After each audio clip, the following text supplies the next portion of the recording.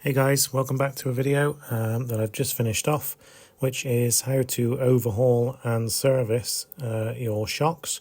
I'll be refilling the shocks in this video because you have to remove the oil from inside them and replacing the O-rings, which are called X-rings, for these low friction factory team ones from Associated while I do it.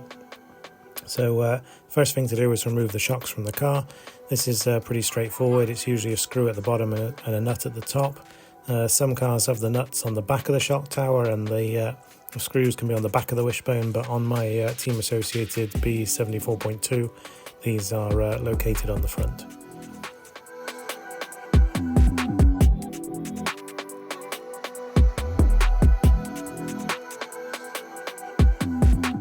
So just at the top a 5.5mm nut driver just to pop those nuts off, and then the shocks become free and you can remove them from the car. If you haven't already, please drop me a like and possibly a subscribe if you like what you're seeing. I keep my racing videos uploading, and I'm hopefully going to do a few more of these videos in the future. But here we are with the spring cap coming off. The spring caps come in 3 different sizes on this car. So they are a flush 0, in the middle 5, and then a high mounted 9. With the Team Associated cars, you usually get this little shock spanner, which is really helpful. It slots into the shock at the bottom there and just lets you get the top and the caps just that little bit tighter. You definitely don't want those coming loose in the middle of the race. That's going to be a whole world of hurt when it comes to your suspension if the cap comes off or the shock comes off, usually dumping your shock oil and ruining your race. When it comes to taking the shock oil out, it's always good to pour it into a pot like this.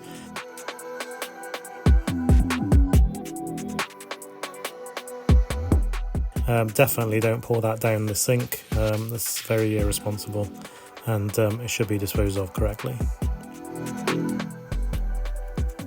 Now it's time to drain the oil. I usually just leave the shocks like that for a while. If I'm doing all 4, they get a little bit more extended time for the oil to drain out of them. In the caps you have a small, I think it's an M2 screw. It's very, very small with a 1. In the original B44 days we didn't have those screws. They are a godsend when it comes to bleeding the shocks and getting them just right. But yeah, thankfully we've got those now. And it makes life a lot easier. Here I'm just popping in a rag into the end of the shock there just to get the most of the oil that's inside. It isn't necessarily, it isn't really needed to do that. It's just to get any remains of the old oil out. Usually just getting them 99% of the way there is good enough, but in this instance I'm going to be taking it completely apart. So I figured I'll clean that out there. Those little caps there, they can be tight if you've done them up with the pliers and the spanner in the past. Yeah, the shock shaft pliers can grip those. You don't need to go too crazy on how tight you grab them. We don't want to bend them or anything like that. But yeah, just helps keep a grip of those to get them loose.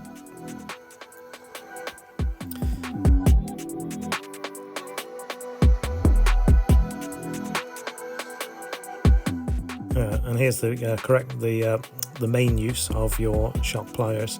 They have very smooth jaws on the end, which allow you to grip the shock shaft, and you can hold it then without it spinning, without causing any damage to it, removing that gold coating off it or anything like that.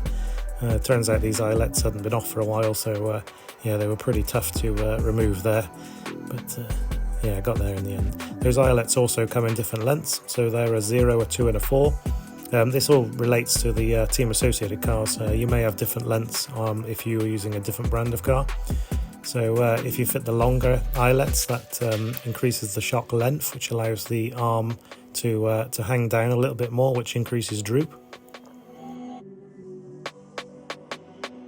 We don't have droop screws on the wishbones like an on-road car would with the off-road cars, so our droop is controlled with the length of the shocks. Now it's time to remove the cap off the bottom there, and this will allow access to the internals. So that's the 2 top hats, the middle spacer, and then a pair of the X-rings, which seal the oil inside the shock body and allow the shock shaft to move freely between them. They're called X-rings because if you cut them in half, they have a little gap in between the two like contact points. So they're an X if you cut them across, like the cross section is an X, and effectively it's kind of like having 4 mini O-rings in a single X-ring. So yeah, that's why they're called X-rings. Here we are, just removing the old bits and pieces. Need to keep those plastic parts as I'm going to be putting those back in, but we will replace in the silicone X-rings. I think they're silicone, they might be rubber. Replacing those with fresh ones.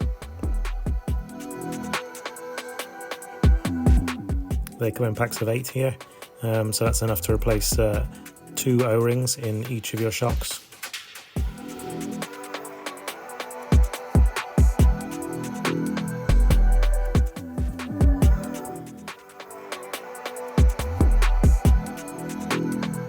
They're a little bit fiddly to get out, so yeah, just cut the back open.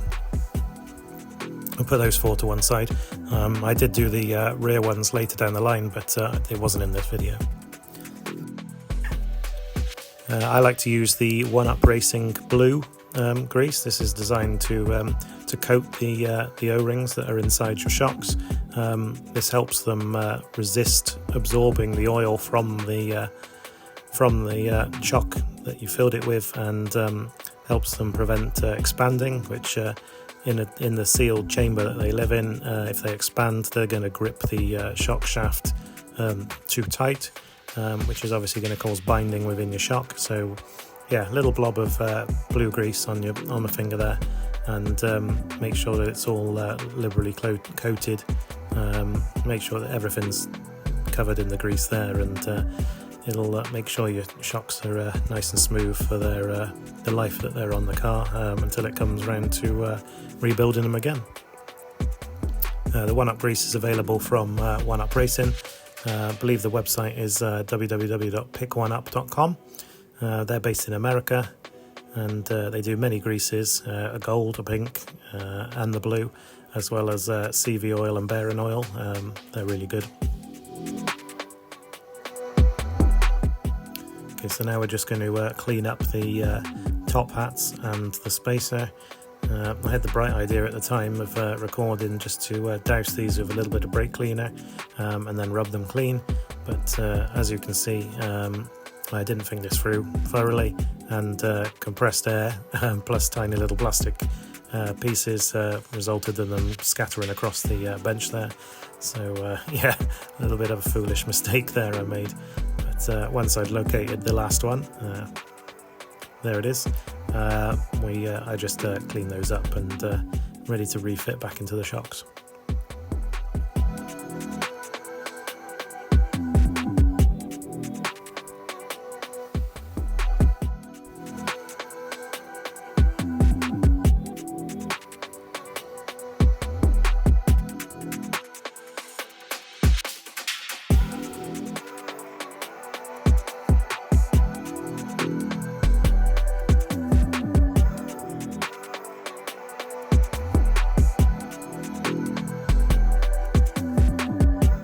One of the tips that I've picked up over the years of racing is to just get a marker like this and lightly colour in the surface of the piston where the stamped numbers are. So you can see here, you can read that 1.7 real easily. I figured we'd just cover that one in a bit of brake cleaner. The pen wasn't sticking to the first one. But yeah, it means that when you're going through your box trying to find a specific piston, it's easy to locate and you can read the numbers. So these pistons are 2-hole, and they are 1.7 mil per hole, and they have a thickness of 2.5. There's a 2 mil piston available from Team Associated as well, which changes the pack of the shock. There'll be more about terminology and things like that, but the more pack they have, the slower the shock moves at speed. So when you land off a big jump, if you've got a lot of pack, you can resist the impact a lot better.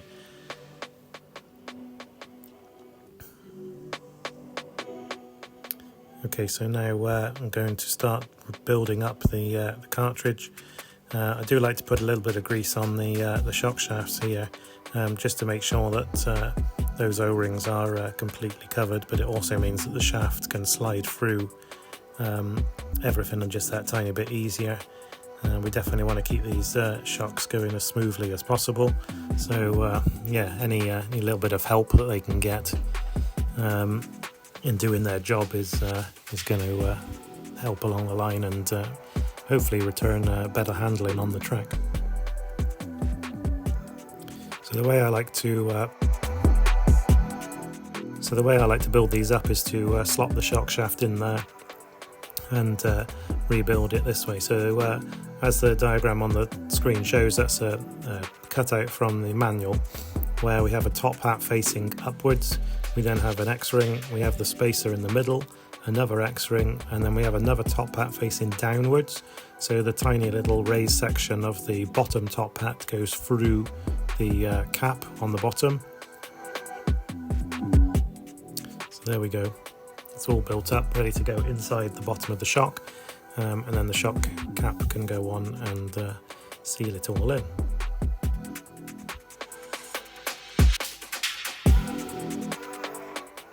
So again, with the shock shaft pliers, just to hold on to that shock cap. It's quite small and fiddly, so it's difficult to get any purchase on it, but yeah, a tiny little turn like that just makes sure that it won't come apart. And then on to the other one, slightly sped up because we don't need to watch it again, but yeah, build up that cartridge, make sure it's in the right order, and get the shock cap on so it's all good and ready for the next step, which will be along shortly. Okay, so next is to refit the eyelets. If these are going on back on for the second time, they should thread on quite easily. When they're new and then the thread hasn't been tapped into it, they can be quite tricky to line up. It's definitely worthwhile getting that in straight though, so know all your threads are straight and true and nothing's going to fall apart on the track. So there we go, that's the body built back up with the O-rings inside. Now it's important to get the stroke of these shocks the same both sides. We're looking for 21mm, so we can see there it's 21.9, so almost 1mm too long. So it's just a case of gripping the shock shaft again and turning that eyelet in until it reaches 21.0, which we are getting there, but it looks like I've gone too far. So we'll just back that one off. And there we go, 21.0. So yeah, ever so slightly too long, but yeah. And then the same again for the other side. Just gives consistent handling. You'll get the same droop both sides. So you won't expect to get more directional travel in the one way, more suspension work in the one way, or silly little things like that. It's the extra time taken to get this right at this stage, and hopefully it'll translate into a better car going around the track.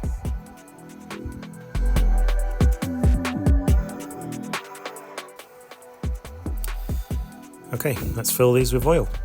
So the little stand I'm using there is from Centro RC. You can fit 13mm shocks and the older 10mm shocks. I believe the touring cars use 10mm shocks, so there are little spacers that go into the upright holder, which allow you to run the smaller shocks, but the 13mm ones fit straight in here. So when I fill the shocks, I put the piston at the bottom, and then I fill it and stop about 1mm from the top. And that just leaves a little bit of gap, so if the piston rises like it's going to now, the oil doesn't go over the top, create a big mess. But what we're doing here is just working the shock up and down. You can see the bubbles there. The bubbles will have come from underneath the piston, So by moving the shock up and down, you're letting those bubbles move to the top of the oil. It's super important there not to let the piston break the surface of the oil, because then that will bring in all the air from above and then suck that down. It means it'll just take a lot longer to bleed all that oil, that air out of the shocks. But yeah, just gently moving it up and down. You'll see the bubbles coming out and making their way to the surface. There are air shock vacuum systems where you put the shocks in a little container, and then either manually or sometimes with an electronic pump it can suck the air out of the chamber, which is it's supposed to aid the bubbles coming to the surface quicker. I'm still on the fence about it. I do own one, the smaller one for touring cars, but I tend to do it this way for the buggies. It doesn't seem to take too long. Just by working the shocks gently like that, it seems to get the air to the surface and out, and seems to make good shocks without air escaping and without air inside. So yeah, I can't complain of the way my shocks go together, but yeah, we just do it this way. So when it comes to topping up the oil, I like to do it so there's just a tiny little dome on the top. There's probably a scientific term for that dome, fluid elasticity or something like that, but yeah, if we have a little dome on the top there, it means that when we screw this top on, you should get a tiny bit of oil come out, and there it is. You obviously need the bleed screw out for this to happen.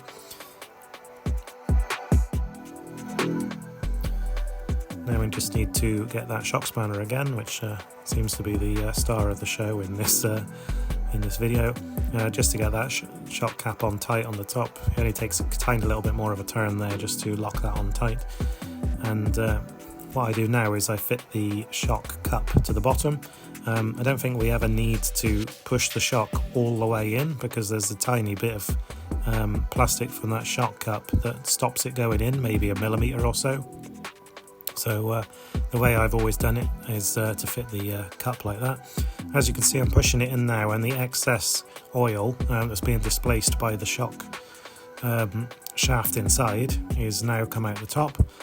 And clean up the extra mess, keep that in, make sure that that's in there, and with that screw, which is going to go in a second, that will lock the amount of oil and any air that's in these emulsion shocks inside, and that will be them sealed until we decide to change the oil after the first heat.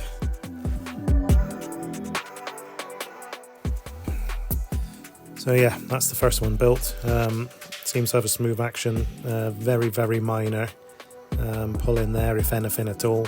I couldn't see it when I was doing it, so that's an acceptable zero rebound shock.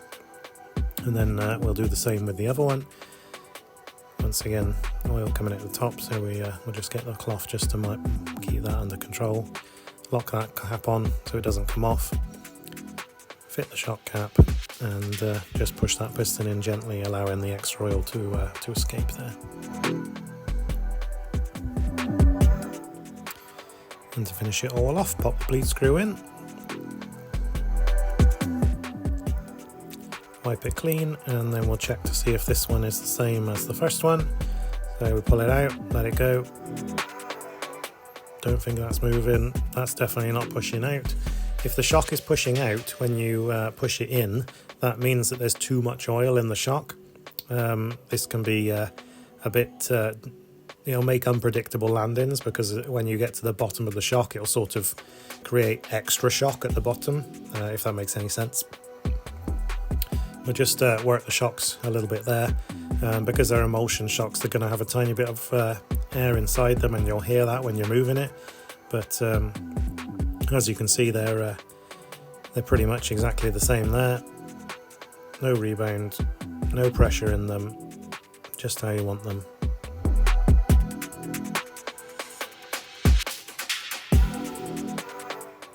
So now we're pretty much at the point now of refitting them to the car. The last thing I do here is just get a bit of brake cleaner, just dust it over where the oil overflowed when we were bleeding them, just to clean them up. The oil on the top won't make it's not a bad thing, but it'll just attract dirt and dust to it, to the shock of the top of the shocks, which just is a bit unsightly really.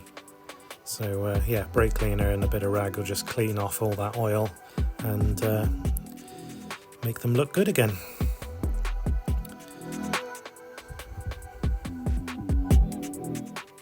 So yeah, I've got a small tip here, another tip to give you.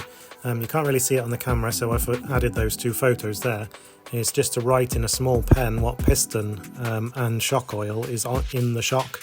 That way then, if you're late 6 months down the line and you can't remember what you put in these shocks, you'll be able to look at it and see that 35 weight oil went in, and we had 2 by 1.7 mil holes in the pistons with 2.5 mil pistons.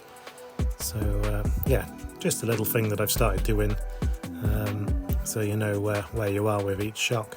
And once again, yeah, very smooth, nicely built shocks. And then we'll get them back on the car. So if you're still here and you've been listening to me waffle on this whole time about how to rebuild shocks, please drop a like, please subscribe. It really makes my day to see an extra subscriber has taken an interest in my channel. Definitely going to have a few more videos like this one come along. We'll see how this one does. I can't see it doing bad, but yeah, if you've made it this far, please comment and let me know what you think. If you feel I've done something wrong, or you've got a different way of doing things, please let me know. We're always here to learn. Always nice to share information amongst racers. And yeah, we shall hit the track shortly. We're back out racing this weekend, both days, so I'm sure we'll have some videos to upload once that's done. But for now, these shocks are all done. I'll go ahead and do the rear ones now, and yeah, that car's ready to hit the track. Thanks for joining me.